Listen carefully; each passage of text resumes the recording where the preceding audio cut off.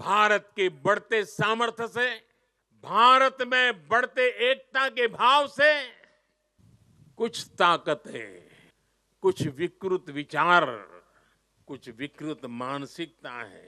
भारत विकसित हो, क्योंकि कमजोर भारत की राजनीति, गरीब भारत की राजनीति ऐसे लोगों को सूट करती है।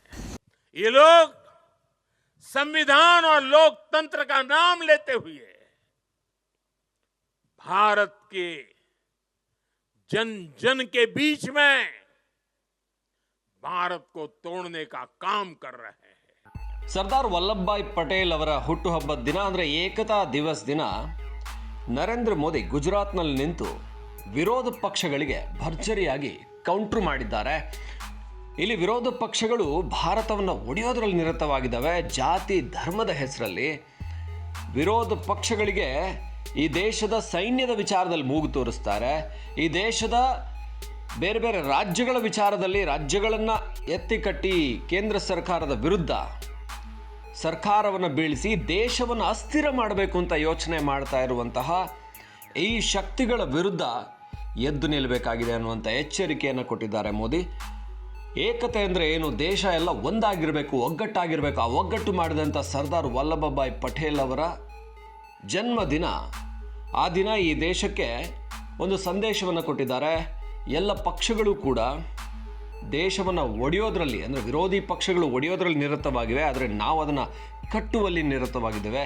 ಹಾಗಾಗಿ ಎಚ್ಚರಿಕೆಯಿಂದ ಇರಬೇಕು ಜನ. ರಾಜತಾಂತ್ರಿಕತೆಯಲ್ಲಿ ಕೂಡ ಭಾರತ ತುಂಬ ವೀಕ್ ಆಗಿತ್ತು. ಅದಕ್ಕೆ ಕಾರಣ ಈ ದೇಶವನ್ನು ನಡೆಸಿದವರು. ಈ ಹಿಂದಿನ ವರ್ಷಗಳಲ್ಲಿ ಕಾಂಗ್ರೆಸ್ ಸರ್ಕಾರ ಎಷ್ಟರ ಮಟ್ಟಿಗೆ ರಾಜತಾಂತ್ರಿಕತೆಯಲ್ಲಿ ವೀಕ್ ಆಗಿತ್ತು ಅಂದರೆ ವಿದೇಶಗಳು ನಮ್ಮ ಮೇಲೆ ಅಟ್ಯಾಕ್ ಮಾಡ್ತಾ ಇದ್ದು. ಆದರೆ ಈಗ ಸ್ಟ್ರಾಂಗ್ ಆಗಿದ್ದೀವಿ. ಹಾಗಾಗಿ ಬೇರೆ ದೇಶಗಳು ನಮ್ಮ ಮೇಲೆ ರಾಜತಾಂತ್ರಿಕವಾಗಿ ದಾಳಿ ಮಾಡೋಕ್ಕಾಗಲ್ಲ. ಹಾಗೆಯೇ ಯಾವ ರೀತಿಯಲ್ಲೂ ಸೈನ್ಯದ ದಾಳಿ ಕೂಡ ಸಾಧ್ಯ ಇಲ್ಲ. ಅಷ್ಟರ ಮಟ್ಟಿಗೆ ನಾವು ಸ್ಟ್ರಾಂಗ್ ಆಗಿದ್ದೇವೆ ಅಂತ ಮೋದಿ ವಿರೋಧ ಪಕ್ಷಗಳಿಗೆ ಕೌಂಟ್ರ್ ಮಾಡಿದರು. ಇದರ ಜೊತೆಗೆ ಮುಂಬರುವ ಮಹಾರಾಷ್ಟ್ರ, ಜಾರ್ಖಂಡ್ ಚುನಾವಣೆಗಳನ್ನು ಕೂಡ ಗಮನದಲ್ಲಿಟ್ಟುಕೊಂಡು ಪಕ್ಕದ ರಾಜ್ಯಗಳೇ ಆಗಿರೋದ್ರಿಂದ BJPಯಿಂದ ದೇಶಕ್ಕೆ ಶಕ್ತಿ ಬರುತ್ತೆ. ಆ ಶಕ್ತಿಯನ್ನು ಉಳಿಸ್ಕೊಳ್ಳುವಂಥದ್ದು ಜನರ ಕೈಯಲ್ಲಿದೆ ಅನ್ನುವ ರೀತಿಯ ಮಾತುಗಳಲ್ಲಿ ಮೋದಿ ಮುಂದಿನ ಚುನಾವಣೆಯಲ್ಲಿ ಮತ್ತೆ BJPಯನ್ನು ಗೆಲ್ಲಿಸೋದಕ್ಕೆ ಪ್ರಯತ್ನವನ್ನು ಕೂಡ ಶುರು ಮಾಡಿದ್ದಾರೆ ಅನ್ನಿಸ್ತಾ ಇದೆ. भारत के बढ़ते सामर्थ्य से, भारत में बढ़ते एकता के भाव से कुछ ताकतें, कुछ विकृत विचार, कुछ विकृत मानसिकता है, कुछ ऐसी ताकतें बहुत परेशान है.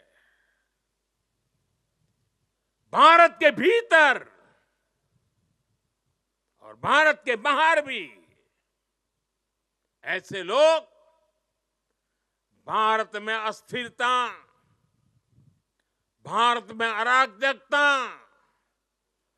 फैलाने की कोशिश कर रहे हैं.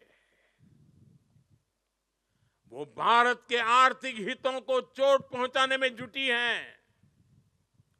वो ताकतें चाहती कि दुनिया भर के निवेशकों में गलत संदेश जाए, भारत की नेगेटिव छवि उभरे.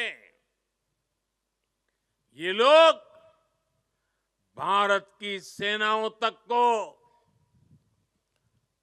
टारगेट करने में लगे हैं. मिस इन्फॉर्मेशन कैंपेन चलाए जा रहे हैं. सेनाओं में अलगाव पैदा करना चाहते हैं. ये लोग भारत में जात पात के नाम पर विभाजन करने में जुटे हैं. इनके हर प्रयास का एक ही मकसद है, भारत का समाज कमजोर हो, भारत की एकता कमजोर हो. ये लोग कभी नहीं चाहते कि भारत विकसित हो, क्योंकि कमजोर भारत की राजनीति, गरीब भारत की राजनीति ऐसे लोगों को सूट करती हैं।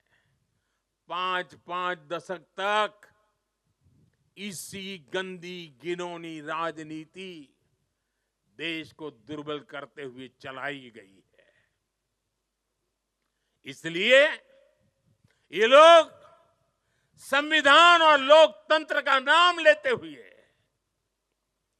भारत के जन जन के बीच में भारत को तोड़ने का काम कर रहे हैं। अर्बन नक्सलियों के इस गठजोड़ को, इनके गठजोड़ को हमें पहचानना ही होगा।